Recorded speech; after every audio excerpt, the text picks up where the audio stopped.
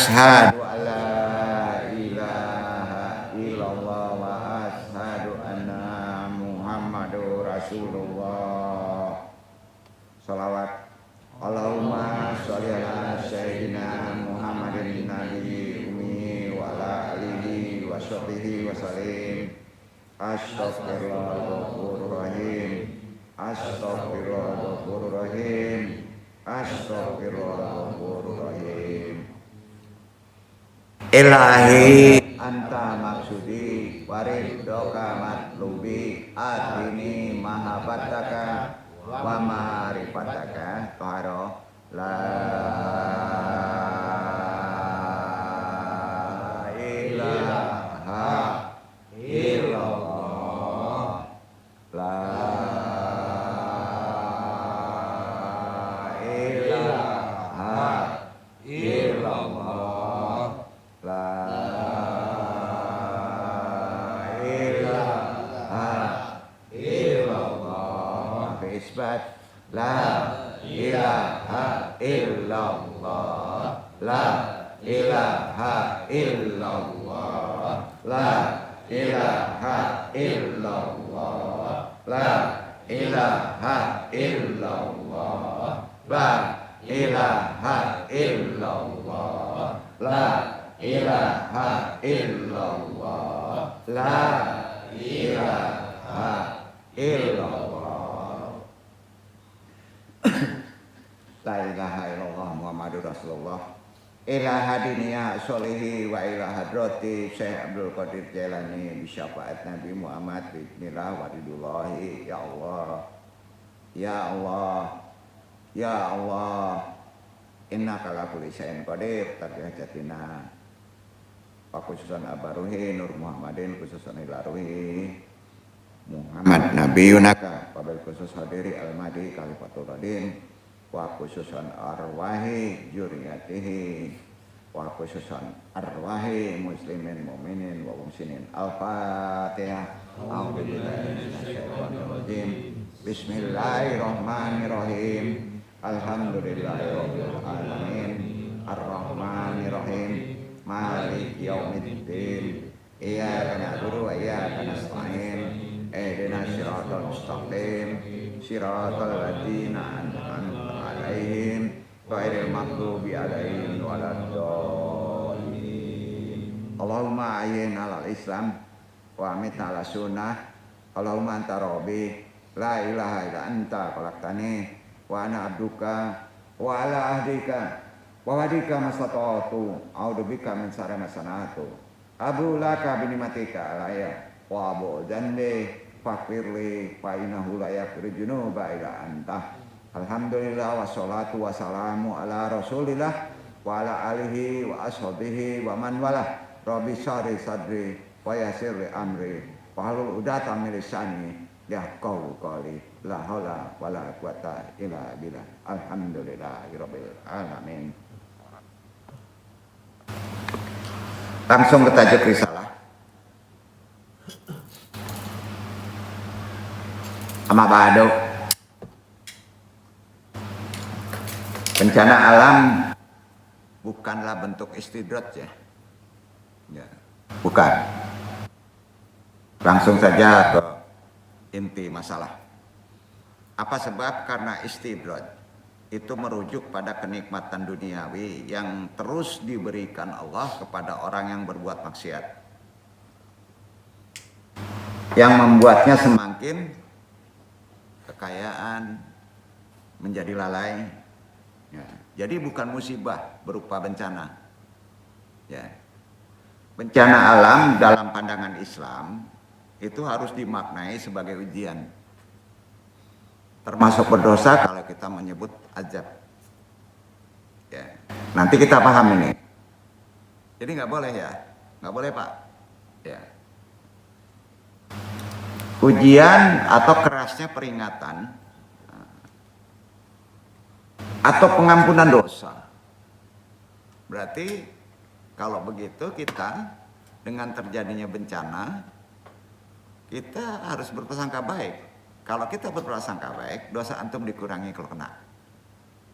Karena di antara hikmah dari bencana alam Musibah termasuk penyakit juga musibah, bencana adalah salah satunya penggugur dosa. Setuju ya? Jadi nggak bisa mengatakan itu azab dalam konteks kepada Allah, kita nggak boleh. Ya, berprasangka baiklah selalu.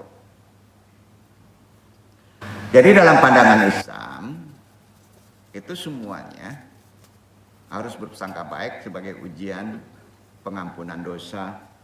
Mungkin juga pengingat atau peringatan atau dakwah dari Allah yang diwakilkan dengan unsur-unsur makhluknya melalui alam. Jadi kesimpulan perbedaan keduanya sebagai berikut. Ini yang paling penting kita pahami ya. Ingat ya, bencana alam itu bukan istidrat. Kita pahami dulu makna istidrat. Istidrat secara Islam itu adalah kondisi di mana seseorang terus melakukan dosa, terus melakukan maksiat, namun hidupnya justru bergemilang harta, sehat, ya, seolah-olah tidak mendapatkan hukuman dari Allah, ya. Ini adalah bentuk hukuman sebetulnya, hukuman langsung dari Allah tuh, ya, yang sifatnya bertahap dan menipu. Hati-hati Pak, kita ini degil nih, mabok ya juga tapi sehat juga Pak. Oh, rezeki tambah terus, ya kan? Arti Allah itu memberi hukuman bertahap, itu sifatnya menipu, ya.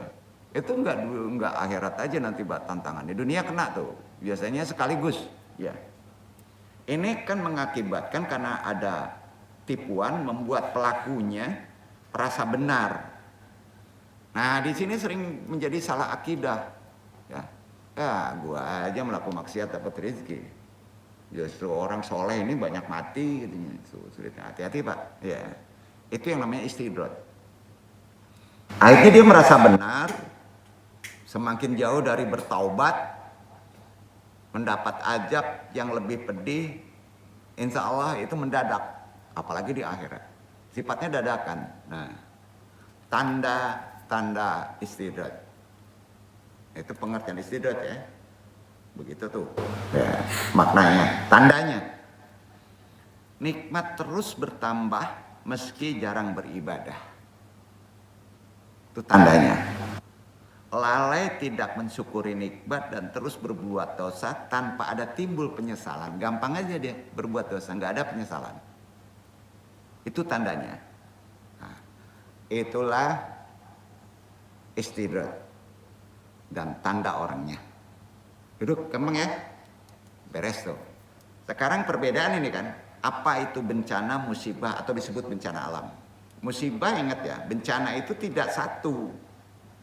Ya, dihina orang juga termasuk musibah, dikecilkan orang juga termasuk musibah, sakit juga termasuk musibah. Musibah itu bisa dirasakan besar juga bisa dirasakan kecil, tergantung orangnya. Bencana alam itu boleh dikata musibah besar. Nah, ya, bencana alam itu bagian dari takdir Allah. Sampai Pak? Udah tercatat tuh. Jadi kita nggak boleh menyebut bencana alam itu karena ulah tangan manusia. Itu person. Memang ada sangkut pautnya dengan makhluk. Tapi sudah tercatat juga di Lauh Mahfuz. Apa nama takdirnya bencana alam ini? Yang kejadian kemarin. Takdir mubram namanya. Perandung kaji itu. Takdir apa? Mubram. Nggak bisa dicegah. Mutlak harus datang, ya, nggak bisa dicegah. Sekuat apapun juga ilmu manusia nggak bisa mencegah tuh, ya, takdir mubram dah. Dan sunatullah. Kalau sunatullah ini biasa disebut hukum alam. Sunatullah ya, siang malam itu sunatullah tuh. Nah, jadi kejadian kemarin itu termasuk sunatullah. Dan sudah tercatat takdirnya, ya, yang berlaku di alam semesta. Jadi natural Pak, bencana itu natural. Yang kemarin itu sebetulnya. Ya, hikmah bencana atau musibah, hikmahnya. Ya, kalau istidrat nggak ada hikmahnya Pak, jelek semua. Ya, jangan tertipu tuh. Kalau bencana alam itu pasti ada hikmahnya. Ya. Tujuannya ajaran Islam. Fungsinya satu. Bencana kemarin tuh, fungsinya kita harus tahu tuh untuk apa untuk kita. Itu talibul ilmi kita pahami. Ujian keimanan. Ya. Di situ kita setidaknya ini kuasa Allah. Saya mengimani Allah ada. Ujian keimanan. Lebih kena Pak. Alam itu mendakwah itu lebih kena. Betul Allah ada kan gitu daripada manusia kan. Ya. Jadi hikmah dari bencana alam, kebaikan dari bencana, kita diuji keimanan tuh. Ya. Yang kedua, ada yang tahu? Ujian kesabaran. Jangan gampang nyebut sabar Pak. Bencana alam itu ujian kesabaran. Buktinya yang diduduk aja dia kalang kabut nggak ada air nih. Ayo, bapak gimana Pak? Diuji kesabarannya. Betul kan? Itu yang kedua. Yang ketiga Pak? Peringatan agar antum jangan merasa bersih. Kapan saja tobat. Kapan saja. Karena manusia itu nggak ada yang tidak lalai dan tidak berdosa. Sesuci apapun. Jadi yang ketiga peringatan. Kita disuruh banyak tobat istighfar. Ya. Nabi aja istighfar. Benar kan? Nah itu dia. Yang keempat. Tadi udah disebut. Ada 4 poin nih. Bencana alam itu kemarin itu tujuan Allah apa? Hikmahnya apa? Udah 1. Tadi kan udah disebut ujian keimanan, kesabaran. Supaya kita bertobat kembali jalan yang benar. Kan peringatan tuh. Ya. Yang keempat. Pengampunan dosa antum. Diampuni dosa antum. Walaupun antum gak kena bencana, antum melihat ada kengerian, antum berdoa, diampuni dosa tuh. Begitu Allah sayangnya. Jadi itulah hikmah-hikmah dari bencana. Nah, ya, jadi nggak boleh mengeluh. Jadi, astagfirullahaladzim, ternyata Allah ini maha kasih sayang, mengampuni dosa saya dengan diperlihatkannya bencana alam. Itu dia 4 tuh, yang keempat. Jadi bencana alam menjadikan Allah ciptakan sebagai penghapus dosa. Paham ya? Poinnya. Nah, pikiran kita jadi positif kan dengan bencana alam? Betul kan? Jadi positif nggak Bapak?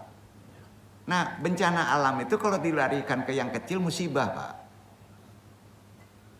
Hilang duit, penghapus dosa. Bisa jadi. Betul? Masalah bencana rumah tangga bisa jadi penghapus dosa. Betul? Sakit penghapus dosa. Halo, mau ngeluh gimana? Allah begitu sayangnya. Itu yang perlu antum jelaskan ya. Nah, jadi istidrat itu nggak ada hikmahnya. Ditipu kita. Seolah-olah kita dikasih kenikmatan tinggi, tapi ingat sekali hapus tuh. Ya, itu cupak namanya. Kadang-kala bencana bisa diakibatkan perbuatan manusia. Udah jelaskan dulu ya. Dari yang 4 tadi. Ada kalanya, tapi tetap poin utamanya itu takdir mubram. Sampai ya? Tapi ada kalanya sejalan dengan perbuatan manusia. Yang mengakibatkan, jadi perbuatan manusia itu nempel dengan takdir mubram tadi. Tahu? Jadi nggak boleh menyalahin furu. Kalau di ilmu boleh nggak menyalahin furu? Enggak ya. Nah itu dia. Ya. Jadi kalau orang berdosa karena kejadian begitu, berarti kan pokoknya itu orang yang berbuat dosa. Nggak boleh Pak. Nggak boleh. Duduk ya. Nah jadi itu jelas. Kadangkala berbiringan dengan perbuatan manusia, ditentukan waktunya dengan takdir mubram tadi. Yang merusak lingkungan. Nah sekarang yang digembar-gemborkannya apa Pak? Ayo. Murtad orang ini, illegal logging, gak bisa, itu furu. Iya, itu furu. Secara analogi hukum asbab juga nggak kena Pak. Nah, kenapa nggak dihantam yang lebih gawat dari Sumatera Barat? Banyak yang logam yang lebih gawat di luar, betul kan? Kenapa enggak? Ah, disitulah yang kita mesti ilmui. Ya. Jadi secara ringkas, ya, menjelaskan kembali ke istidroj. Ya. Hukuman melalui kenikmatan yang melenakan. Gitu. Itu namanya istidroj. Antum dihukum melalui kenikmatan, tapi melalaikan. Sampai? Itu bahasa poinnya. Ya. Nah. Sedangkan bencana alam, musibah yang kadangkala bisa menyadarkan kita sebagai orang yang beriman. Paham? Ulang. Perbedaannya, istidroj adalah hukuman melalui jalan kenikmatan tapi melenakan, melalaikan. Bencana alam, musibah, baik itu besar dan kecil, ya, supaya menyadarkan manusia kembali kepada Robnya. Gitu? Ada perbedaan? Jauh ya perbedaannya. Nah, itu dia. Karena itu bencana alam sudah punya kesimpulan kita. Bukan azab. Ada ukuran loh. Nah, ini banyak ulama nggak paham nih. Bencana alam bukan azab, melainkan sebuah ujian yang dijadikan peringatan berdakwah alam. Sampai Pak? Nah. Bisa juga disebut bencana alam, fenomena alam, karena yang terjadi alam itu harus berubah supaya alam itu sehat. Alam juga sakit Pak, kalau jalan dipepetin terus Pak. SDA-nya tuh enggak? SDA itu sumber air itu segitu, ya mungkin sekarang dikecilin. Alam sakit nggak? Sama nggak lancar, stroke tuh, betul kan? Airnya memperbesar di diri tuh, udah. Jadi itu sunatullah. Ya. Kenapa? Bisa disebut bencana alam merupakan fenomena alam karena adanya aktivitas fisik alam. Sama dengan manusia kan? Betul kan? Nah, dari berbagai benda-benda alam. Lalu bagaimana mungkin terjadinya bencana alam dalam konteks azab? Ayo, logika tuh. Nah, kalau dikaitkan dengan moralitas, sering dikaitkan dengan orang. Apalagi kaitannya? Kemaksiatan, kesyirikan, jauh makna panggang dari hati Pak. Anda bukan menghukum orang maksiat, tapi kadangkala Allah, ya Allah, orang yang berbuat maksiat berlebihan dimasukkan ke takdir mubram sunatullah. Ketangkep gak bahasa itu? Didekatkan ke takdir mubram sunatullah, kena dengan bencana. Itu dia tuh.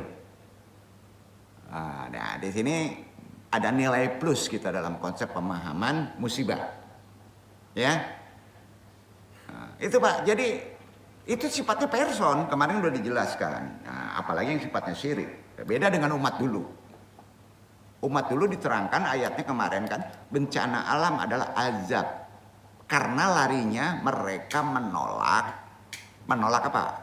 Menolak perintah sholat, sujud. Itu dia. Itu azab. Ya, jadi di sini setidaknya kita memahami konsep yang paling gampang kita tangkap, ya. Jadi bagaimana mungkin kalau antum menganggap bencana alam terkait dengan moralitas, kemaksiatan, kesyirikan? Nah, coba kita gempur. Bandingkan Aceh, Tapanuli, Padang, maaf, bukan ngejelekin provinsi lain. Moral, kesyirikannya, sudah itu maksiatnya. Dibandingkan provinsi lain gede mana Pak? Ayo, masih mending kita kan? Kenapa aman? Logika keterima? Ya? Nggak bisa bejidal Pak. Jadi jangan selalu menjustifikasi ke perkara orang yang melakukan maksiat. Ternyata bencana alam di sini ada kebaikan untuk kita. Banyak kebaikannya Pak. Banyak. Musibah apapun juga, bencana rumah tangga, bencana sosial, banyak kebaikan. Mensyukuri nggak kita? Nah, itu poinnya. Hal-hal yang bukan aktivitas fisik, apapun juga yang bukan aktivitas fisik, bisa disebut abstrak.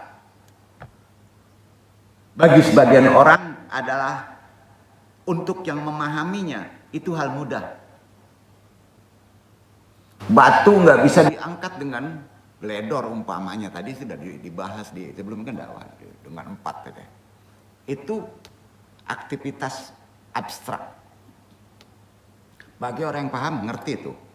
Lambat laun analogi manusia memahaminya. Sekarang belum. Itu aktivitas alam yang sifatnya abstrak. Duduk. Jangan diandalkan ada goibnya dong. Tunggu dulu. Itu sunatullah sebetulnya, ya. Jadi gini, bagi sebagian orang ada yang paham itu. Mudah.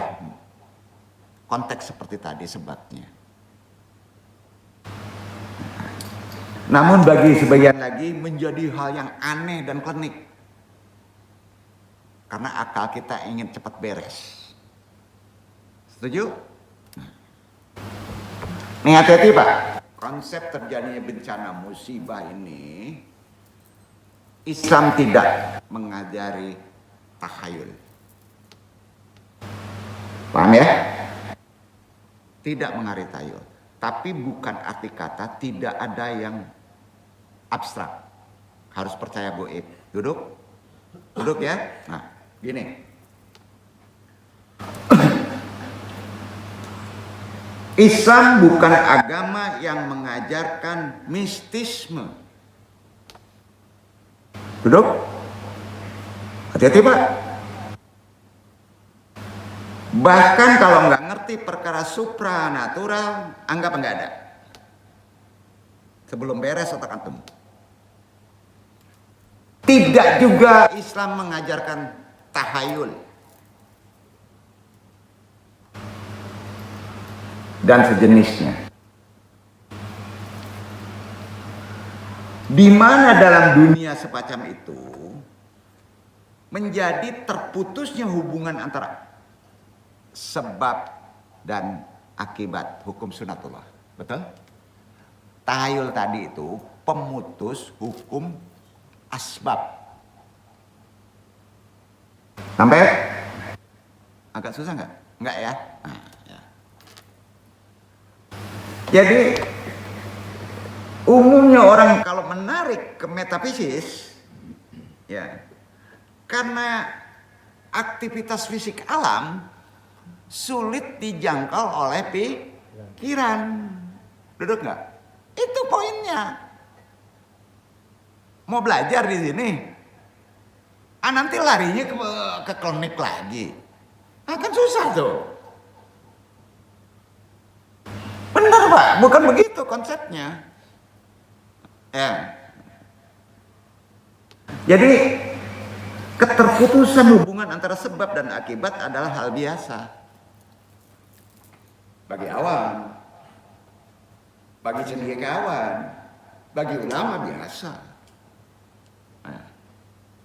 Kena musibah, dia mato awak kadui kane musibah, yuk kaitkan ke situ Pak. Doso gadang, syirik Pak. Islam nggak ngajarin tahayul, tidak mengajarin kurafat, bahkan diharamkan. Setuju Pak? Udah jangan dengar cuit itu konsep pribadi daripada individu yang mendalami perkara hikmah. Udah cuman ada cuit Kang beko onde cuit datang ambuk ke petang bebek doso. Utak ngaco kok tahayul. Jadi pakai mambana aja nih kecian itu. Sampai enggak? Banyak benar orang modern ini jadi aneh. Itu diandung biasa. Karena ada keterputusan hukum asbab dengan hukum bekerjanya fisik secara abstrak. Bekerjanya makhluk fisik secara abstrak. Aduh, ilmu filosofi digabung kemari pusing juga ya? Hah? Pusing nggak? Kalau diuji misalnya di sini tuan-tuan dengan jabatan, ujian yang disebut sosial, masyarakat, antum masih ngeluh nggak menemukan jalan keluarnya, nggak usah jadi murid andoang, nggak usah. Kok karebana andong? Andong berdoa mudah-mudahan di si koko, karena uji itu dulu sadonya. Supaya naik iman, supaya naik kecerdasan spiritual, supaya naik asbab secara Islam. Tetangga maksudnya. Nah, maka pakai andong, pakai bahasa Minang supaya nan duluan ada tahu do. Ya. Nyeputan gantung, baka cucuk limo, baka balik cucuk limo piti ndak dapet akhirnya menyerah. Ambo ikhlaskan. Itu yang ditunggu, ikhlaskan. Oh berarti datang mencari solusi ke andong itu mamutui nanti pe-nya buruk kalau ini udah dapet. Duduk. Namo diagi itu saja. Mau sihir gampang tuh Pak. Dapet Pak. Apa sambah saja pisau tuh 7 hari baturui-turui kejadian Tuhan Pak. Sakin kok. Percaya Pak. Sakin tuh sakit. Sakti. Itu dulu lamo. Nggak baik.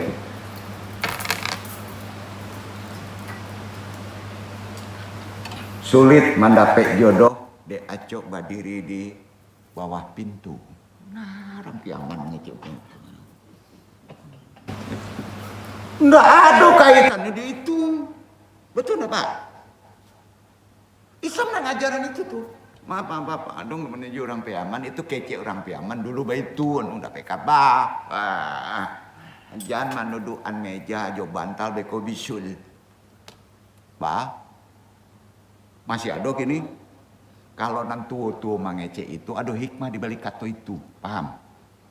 Ada hikmah di balik kata itu, kadang-kadang tidak terjangkau akal. Guna mendidik anak anu nalu berakal, awak nan ala tua diakalkan itu, itu mendidik anak. Tahayul kurafat Islam tidak ngajarin itu, ya tidak, karena itu tidak boleh dalam sholat pun memutus hukum asbab. Sholat harus sadar gitu lah. Betul. Kalau sholat pakai nafi, lalu namanya. Sholat lalu Pak. Nafi tidak boleh pakai sholat. Itu namanya khusyuk. Khusyuk itu sadar. Betul kan? Nah, gitu. Jadi dalam konteks fikih, Islam melarang mempercayai hal seperti tadi. Apalagi terkait bencana alam. Duduk, hilangkan pikiran itu. Sepakat? Sepakat ya. Anung tidak akan masuk konsep yang paling bagus nanti. Ya. Sulit Pak kalau itu masih dipakai. Ya. Tapi, ya, ini bukan berarti kita tidak boleh percaya yang gaib. Duduk. Cuman belum sampai ke perkara goib asbab kita, ya gitu ya. Karena itu mempercayai hal itu dipikir dikenakan hukum apa Pak? Haram. Duduk, haram loh, hati-hati loh. Ya. Jangan disepelein ya. Ya.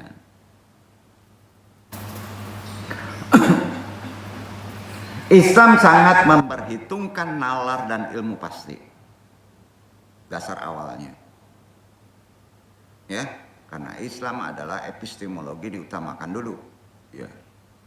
Itu sangat jelas sehingga rasanya tidak perlu membawakan contoh untuk hal tadi dalam kehidupan terjadinya bencana alam ini. Ya. Namun bukan berarti percaya kepada hal yang tidak kasat mata. Ya. Bukan arti begitu.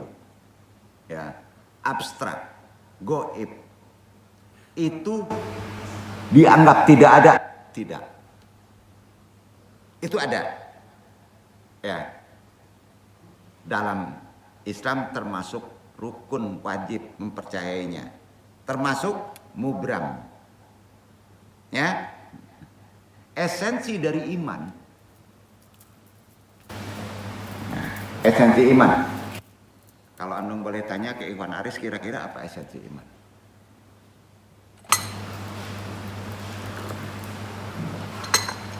Percaya kepada yang gaib. Esensi iman kan? Dasarnya kita bahas dulu. Al-Quran Al-Baqarah 1, 2, 3. Baca dulu Pak. Itu esensi iman.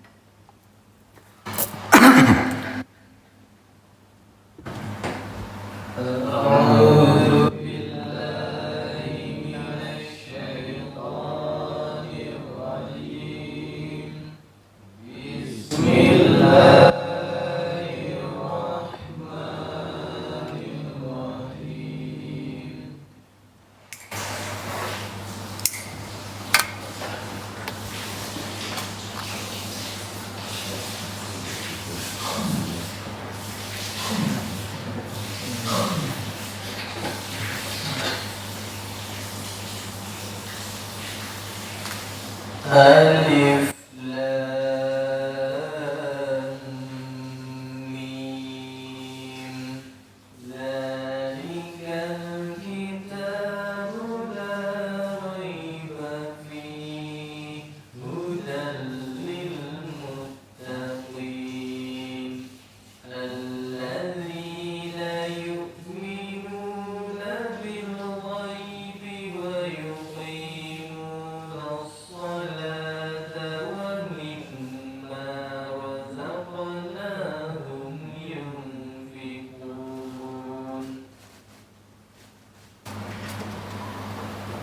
Alif Lam Mim. Kitab Al-Quran ini tidak ada keraguan padanya, petunjuk bagi mereka yang bertakwa, yaitu mereka yang beriman kepada yang gaib, yang mendirikan sholat dan menafkahkan sebagian rezeki yang kami anugerahkan kepada mereka. Alif Lam Mim. Tafsirkan macam-macam Pak. Tagak, ruku, sujud, sholat. Tidak bisa. Itu ayat abstrak. Harus sambung ke bawah. Ngerti alif lam mim harus bertakwa. Hah? Ngerti alif lam mim antum harus bertakwa. Terus beriman kepada takdir mubram. Gitu. Karena takdir di bawah itu tidak mubram tuh, bisa berubah. Ya, gitu aja dulu. Maka ngerti alif lam mim. Sudah itu prakteknya tagaan sholat. Bukan ritualkan aja, praktekkan akhlak sholat di masyarakat. Duduk. Nah, sudah itu.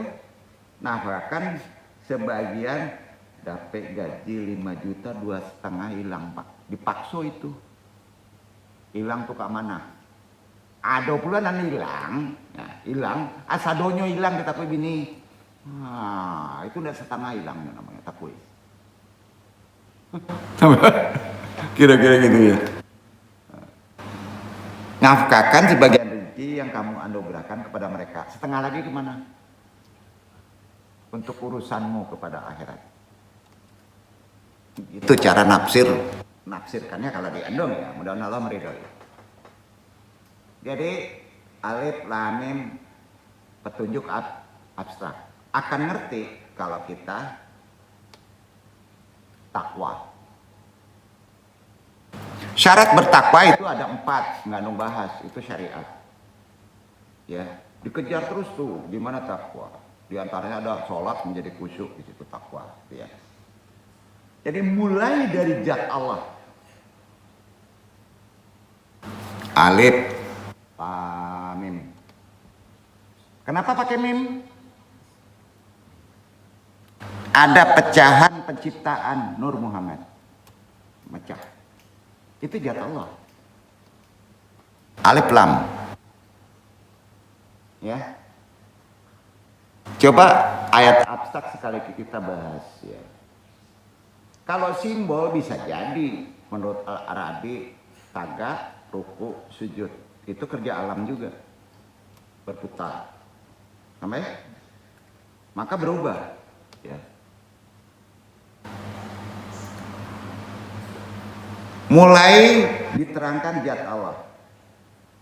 Kemudian naik ke tidak kasat mata. Harus bertakwa, harus sholat sebagian supaya tidak kasat mata. Kita sholat sehari 5 kali. Alam juga begitu, berubahnya 5 kali.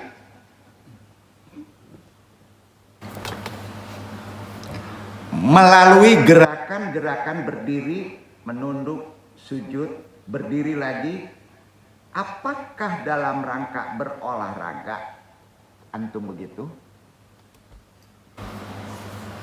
Apakah itu dianggap olahraga? Pendek bener Pak. Bapak mengikuti gerak alam sholat itu. Duduk. Wah, kemana makna? Bener nih. Tidak lain diwajibkan kita lakukan begitu. Supaya antum tidak menyalahi aturan hukum fisik secara abstrak. Duduk gak? Dan secara hukum fisik sunatullah itu sholat. Maka beresin taganya, rukunya, sujudnya, ikuti aturan, betul kan? Memang ada bacaan gurunya menjadi sehat lah, itu nggak menundung kaji, nggak dikaji. Perhatikan ayat Al-Baqarah 1, 2, 3. Ini terkait bencana alam Pak. Makin banyak orang nggak sholat, makin banyak orang tidak mau berakhlak sholat setelah sholat, tidak mendirikannya, makin berlawanan dengan sifat geraknya alam. Duduk nggak? Itu poinnya. Dan itu terkait bukan hal yang sifatnya tahayul, tidak terkait. Tidak bisa terlihat dengan mata, makanya kasat mata. Disitulah antum akan mendapatkan pahala. Artinya ada keuntungan. Kita pergi haji mengeluarkan uang puluhan juta rupiah dengan segala tata caranya rumit. Benar? Kalau udah mengandung apa Pak? Mengandung materi rumit. Maka hukumnya bagi yang mampu saja. Allah ngerti itu.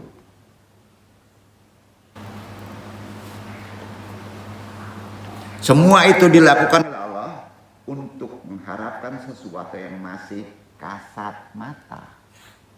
Karena kelebihan beban harta. Ya. Maka dibukakan matanya nanti di sana. Di ampalosnya Allah. Duduk gitu. Terkait sholat. Ada putaran, ada tawaf, betul kan? Ada lempar jumroh. Itu kan membuka kasat mata. Ya. Makanya orang yang berlebih itu wajib haji. Ada kaitan dengan alam. Coba dia serakah terus, dikasih rezeki, tidak dirubah istidrojnya menjadi ibadah. Maka alam itu secara fisik naturalnya ya menghapus perkara itu. Duduk.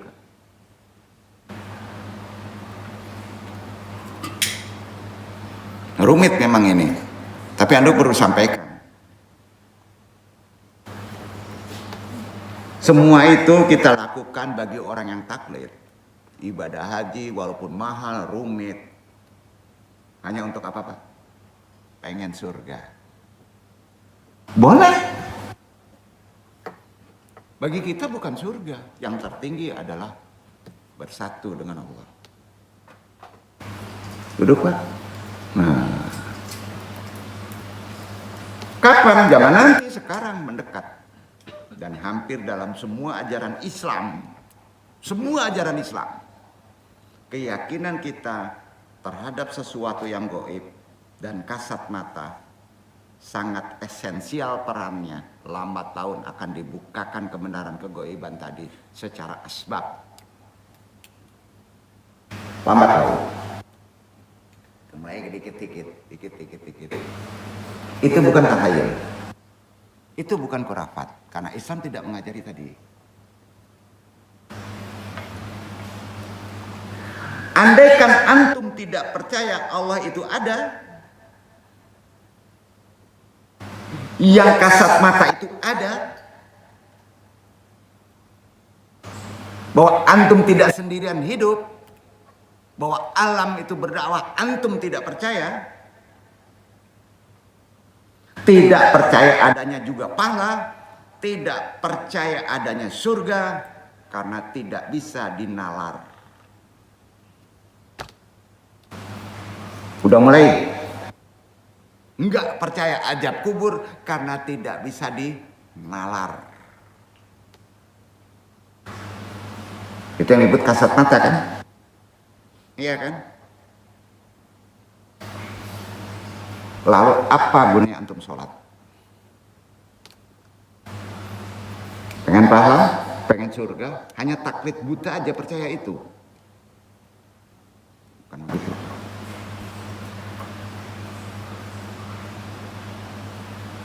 Apa gunanya antum bersyahadat? Apa gunanya puasa? Apa gunanya semuanya yang antum lakukan kalau nggak ngerti ilmunya? Hampa. Sepakat? Gimana mau bisa khusyuk?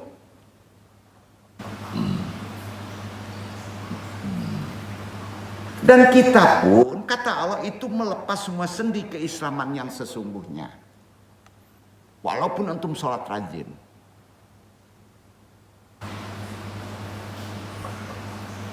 Maka diberikanlah hal-hal yang kadang-kala mengerikan supaya terbuka kasat mata antum. Itulah peringatan. Jika demikian perkara gaib, ada yang diingkari oleh Islam? Ada. Mungkin pintar, mungkin banyak diingkari. Dia percayanya taklid, tapi lebih percaya kepada epistemologi, lebih percaya dengan analisa. Seharusnya kondisi kodrat di zaman sekarang tidak begitu pola berpikir kita.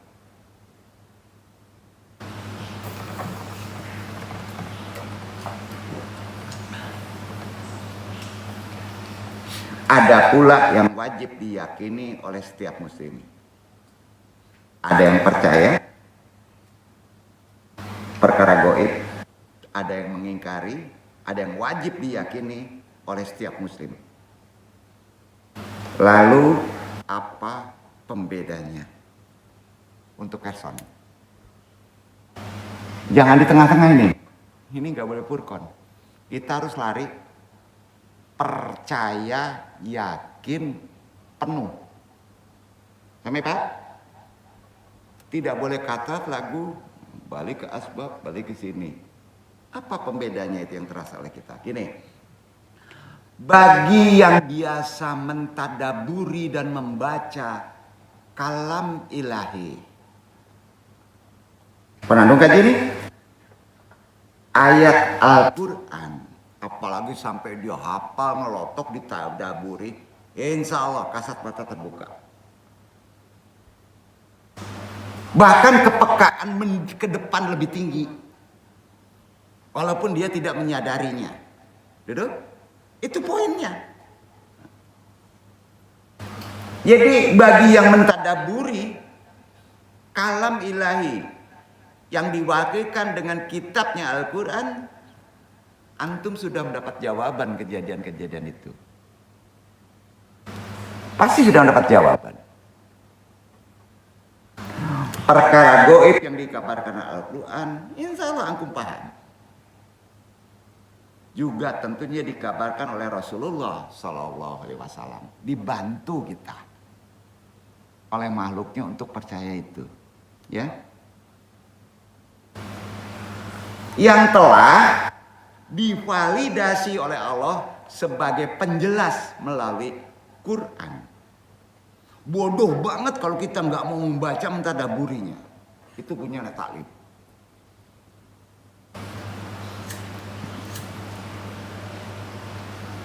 Kabar goib dari Quran. Rasulullah Sallallahu Alaihi Wasallam. Kata Nabi, harga mati mutlak diyakini. Itu kata Nabi.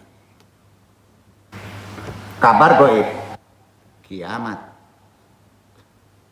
akan ada gempa lagi, akan ada banjir lagi, karena itu sunatullah, ya, gitu kan Pak? Akan ada mati di diri kamu, ya. Nah, itu harga mati, antum harus meyakini. Duduk. Poin akidah. Ya. Antum akan dibantu oleh Nabi juga untuk dikurangi dosanya. Dengan cara Allah memberikan musibah, harga mati itu disediakan. Mau pilih istidrat atau mau pilih natural begitu dalam hidup? Oh dia jahat juga, tapi aman aja, karirnya naik. Udah jelas ditipu tuh. Kenapa? Karena Al-Quran memiliki nilai tanpa keraguan.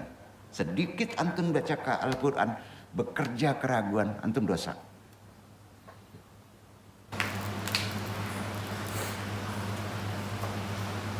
Kita ini punya jimat keren bro. Tapi masih ada ragu. Bingung. Benar gak? Gak boleh. Dalami ilmunya. Ada keraguan sedikit aja di Al-Quran, udah dosa antum. Dengan kata lain, Al-Quran pasti benar kalau ada 100%, 1000% benar. Nggak yakin? Bingung pula dong ngajinya nih. Nah, kan gitu. Nah, tentunya hal ini akan menjadi masalah lain bro. Jika antum adalah orang yang tidak mempercayai bahwa Al-Quran adalah tidak percaya itu kalam ilahi. Itu aja masalahnya. Dianggap kitab biasa. Enggak menghargai. Enggak beradab. Ya udah ketutupan. Bener gak? Tutupan. Menilai Al-Quran itu belum tentu benar katanya. Wah, ada pula ulama ngomong kayak itu. Kacau nih. Nauzubillah min dzalik. Jika Anda demikian pola berpikirnya, silakan tutup, nggak usah dengar taklim ini. Gitu aja kalau akidah. Menjauh dari majelis ini. Sepakat tak? Kan harus begitu. Maka dari awal ngaji itu uberannya harus ada Quran. Hadis pun masih katrat kita. Boleh menyebut hadis katrat. Ada Hasan, ada Syahih, ada Maudu.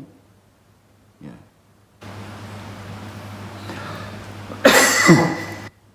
Jadi begitulah.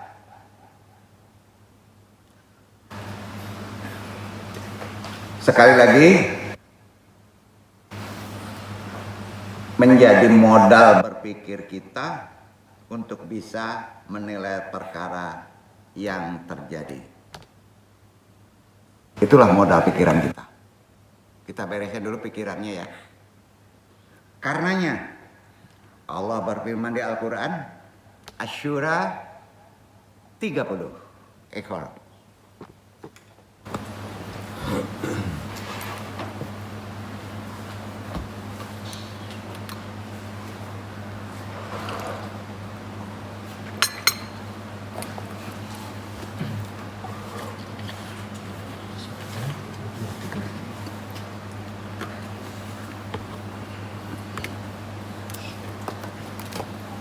وما أصابكم من مصيبة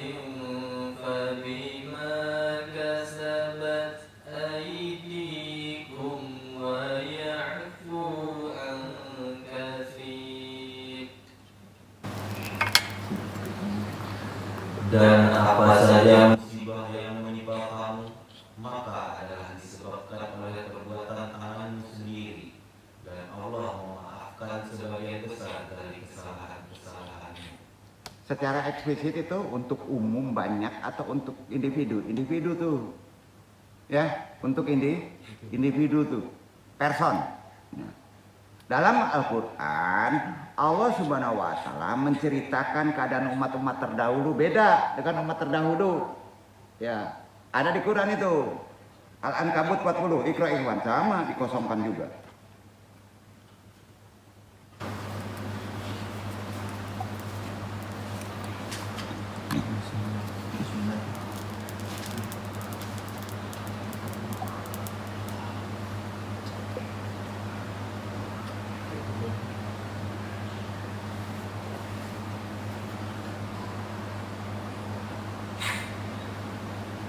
فكلا أخذنا بذنبه فمنهم من أرسلنا عليه حاصبا ومنهم من أخذته الصيحة ومنهم من خسفنا به الأرض ومنهم من أغرقنا وما كان الله ليظلمهم ولكن كانوا أنفسهم يظلمون. Maka masing-masing mereka itu kami siksa disebabkan dosanya. Maka di antara mereka ada yang kami timpakan kepadanya hujan batu kerikil, dan di antara mereka ada yang ditimpa suara keras yang menggerutu, dan di antara mereka ada yang kami benamkan ke dalam bumi, dan di antara mereka ada yang kami tenggelamkan, dan Allah sekali-sekali tidak hendak menganiaya mereka, akan tetapi mereka lah yang menganiaya diri mereka sendiri. Umat dahulu itu sebelum ada rahmat Nabi besar Muhammad SAW itu memang membangkang, Pak. Pola berpikir begitu jangan dipakai sekarang jadi manasak, nanti individunya kena. Gua tantang kalau nggak sholat, berani? Gua aja nggak sholat nggak dapat rezeki. Pas sholat gua hilang rezeki, oh, kacau tuh. Itu istidot tuh, cupak tuh, bahasa Minang. Nggak percaya, nakut-nakutin dong. Enggak, bener ini bener ini. Jadi jangan berpikir umat dahulu itu udah dimanasak, bro. Kita ada rahmat. Bencana itu ada rahmat juga. Duduk nggak? Jadi jangan dulu deh kalau kita di umat akhirul zaman ini paling beruntung, bro. Nur Muhammad itu melibat kita terus, berkelindang terus di umat akhirul zaman ini. Sampai makanya umat akhir zaman siap-siap kalau kita mengikuti aturan spiritualnya Islam, siap-siap untuk dibuktikan yang sulit dijangkau akal. Dadakan aja, mejutkan. Karena istidrat tadi beda umat dulu, buat dosa nantang Allah, bom, mati dia. Enggak sama sekarang. Iya kan? Jadi keterkaitan antara bencana dan maksiat, bahasanya apa, Pak? Nah, ini jangan dikait-kaitin dulu dong. Itu abstrak. Apa? Abstrak. Enggak boleh karena maksiat, dosa. Sampai poinnya ya. Ada di Quran semua tuh. Jadi tinggal bagaimana sih kita dengan ayat-ayat ini, percaya atau tidak. Ini perlu tadabbur, renungan. Mudah-mudahan Allah melimpahkan hidayahnya deh kepada kita sampai berpikir ke situ. Insya Allah ikuti aja taklim, ya. Antum sendiri bisa menganalogikan taklim ini gimana, sasarannya kemana. Andai tidak maksiat, Antum nggak maksiat nih. Bencana nggak ada. Ayo, interaksi. Bencana tetap ada.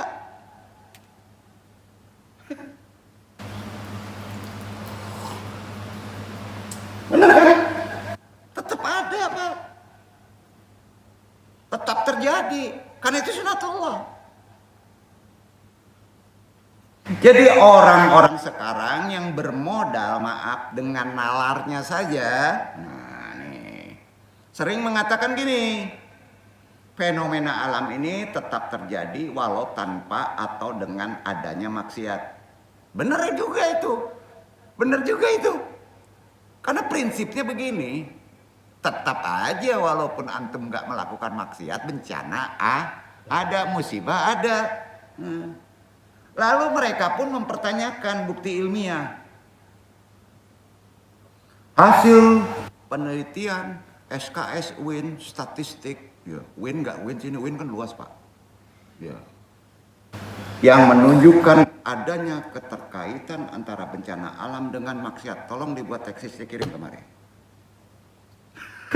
Itu judulnya Pak.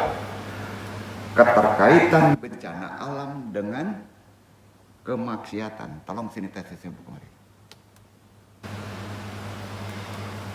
Belum ada kayaknya yang membuat kayak gitu. Ini bukan menantang. Solusi pola berpikir kita harus berubah dulu. Ya.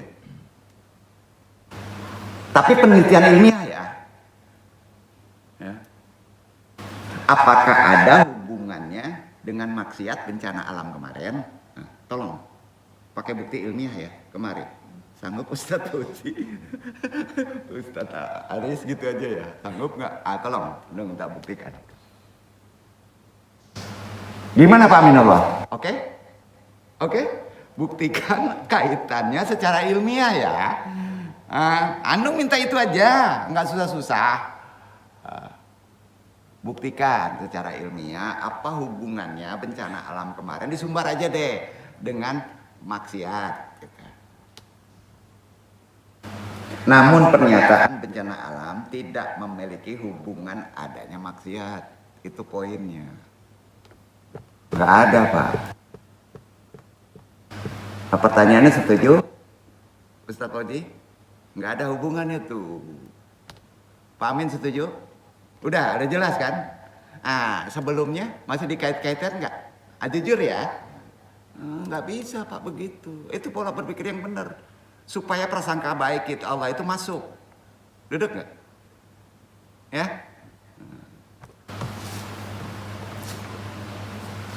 Jadi begini.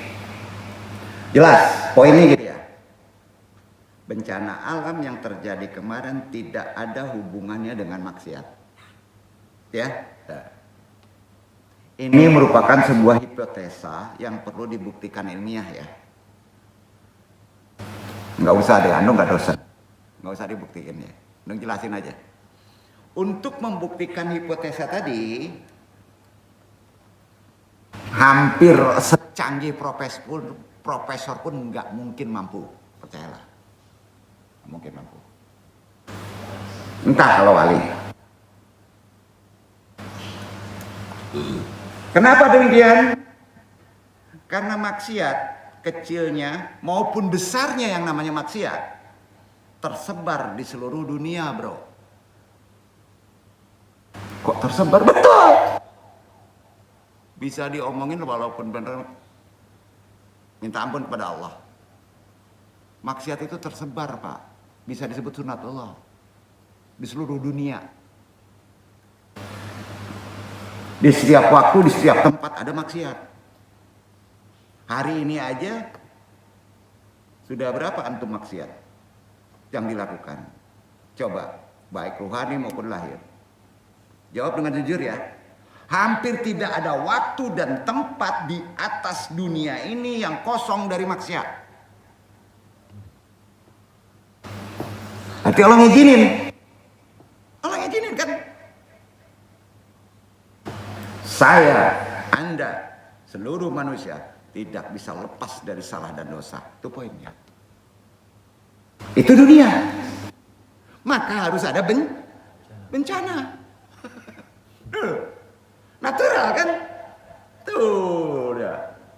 Nabi saja bersabda sahih nih. Kullu bani adamu qata'u wa khairul qata'ina tawabuna. Setiap manusia itu banyak berbuat salah dan orang yang terbaik untuk mereka adalah tawabuna, taubat. Itu sebabnya Nabi juga dijamin surga taubat karena diam di tempat daerah maksiat. Aduh, nggak enak ngajinya. Hadis ini sahih Tirmizi nomor 2687, dihasankan sahih At-Tirmizi. Sepakat? Sepakat. Udah berubah pola pikir. Ternyata orang yang mengatakan bencana alam tidak memiliki hubungan dengan adanya maksiat hanya berlandaskan pada hipotesa yang lemah. Ada yang ngomong gitu. Nih tambah bingung lagi nih. Jika ada hubungannya, mengapa kaum terbejat manusia aman saja?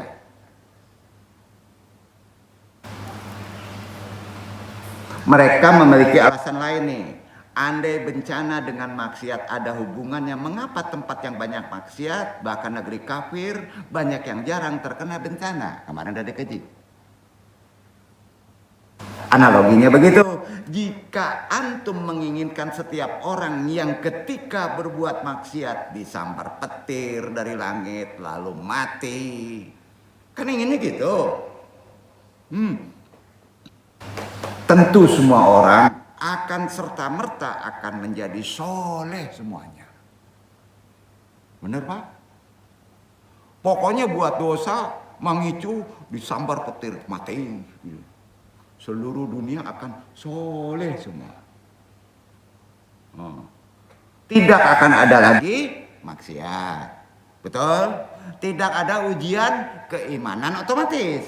Betul kan? Sudah itu tidak ada lagi tobat. Sudah itu tidak ada lagi amar ma'ruf nahi mungkar. Sudah itu tidak akan ada lagi istilah maksiat di dalam kamus. Dan mungkin bumi ini sudah bisa disebut surga.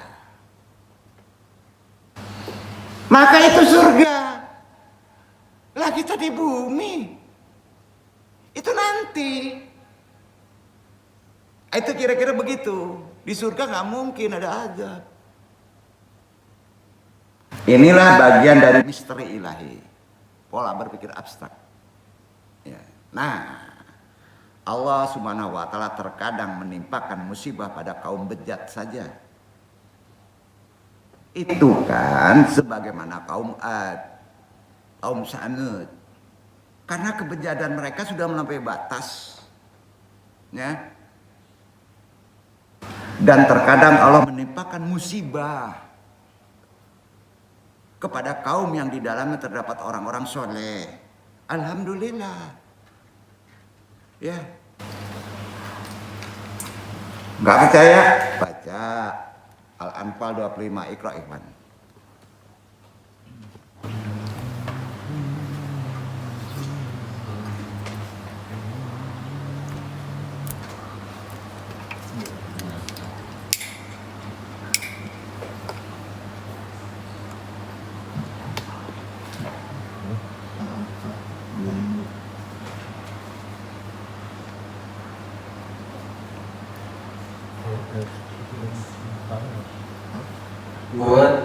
واتقوا فتنة لا تصيبن الذين ظلموا منكم خاصة واعلموا أن الله شديد العقاب.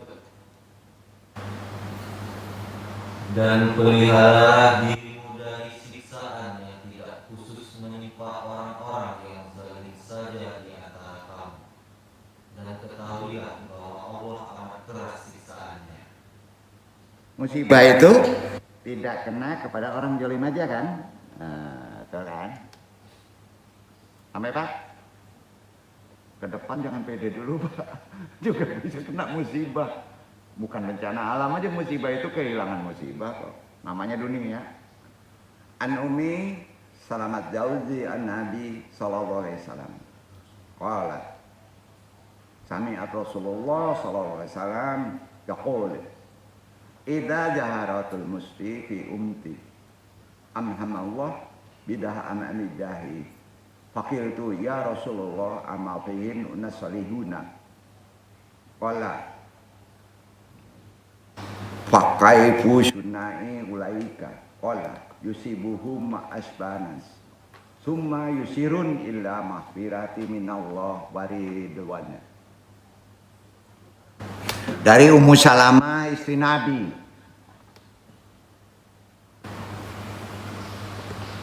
Ummu Salamah berkata, aku mendengar Rasulullah SAW bersabda, jika maksiat telah menyebar di antara umatku, ya kita umat sekarang, Allah akan menurunkan azab secara umum.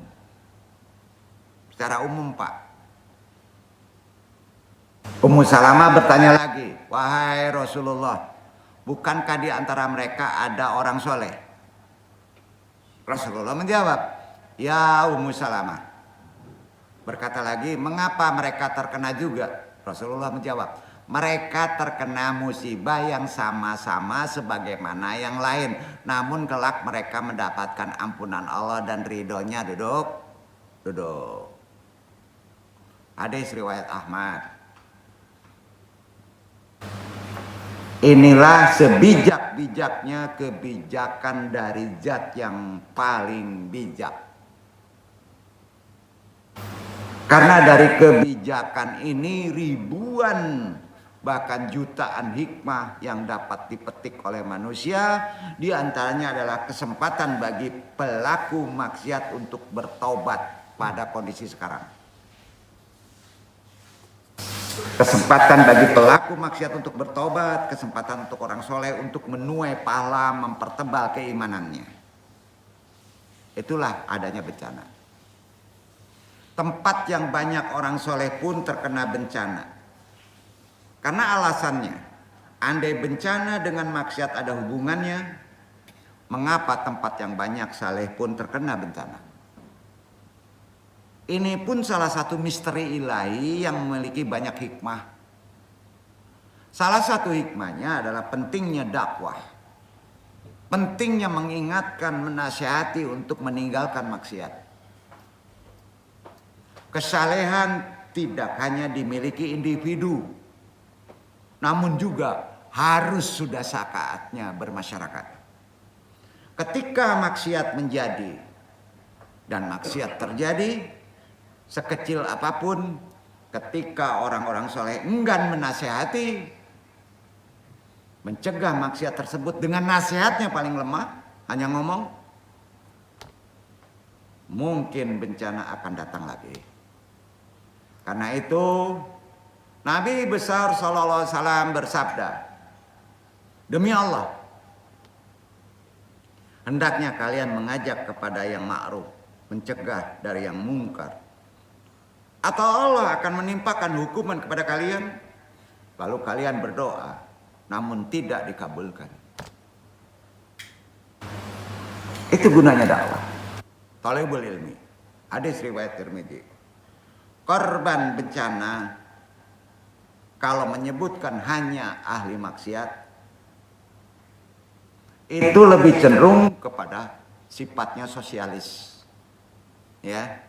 Yaitu jika kita mengaitkan bencana di suatu daerah dengan maksiat yang dilakukan penduduknya, sama saja kita menganggap korban-korban bencana adalah ahli maksiat. Akan tersinggung dia, belum tentu. Hadis ini jelas bahwa orang yang terkena bencana bisa jadi benar ahli maksiat, bisa jadi. Atau bisa jadi orang soleh yang ikut terkena bencana yang disebabkan maksiat. Atau juga bisa orang yang kena hukuman istidraj. Sehingga tidak ada yang bisa memastikan. Karena abstraknya ini termasuk yang mana kecuali Allah Ta'ala. Sampai Nah, disinilah tidak ada kepentingan sama sekali bagi kita untuk mengetahui apakah para korban itu termasuk golongan ahli maksiat atau orang soleh atau kena istidot. Tidak ada kepentingan. Tabu untuk diucapkan. Yang penting bagi kita sadari bahwa bencana terjadi karena sebab maksiat itu faktor nebeng. Gitu aja deh.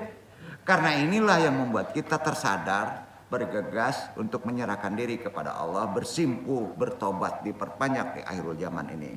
Karena itu Allah berfirman di Arum ayat 41. Dibaca.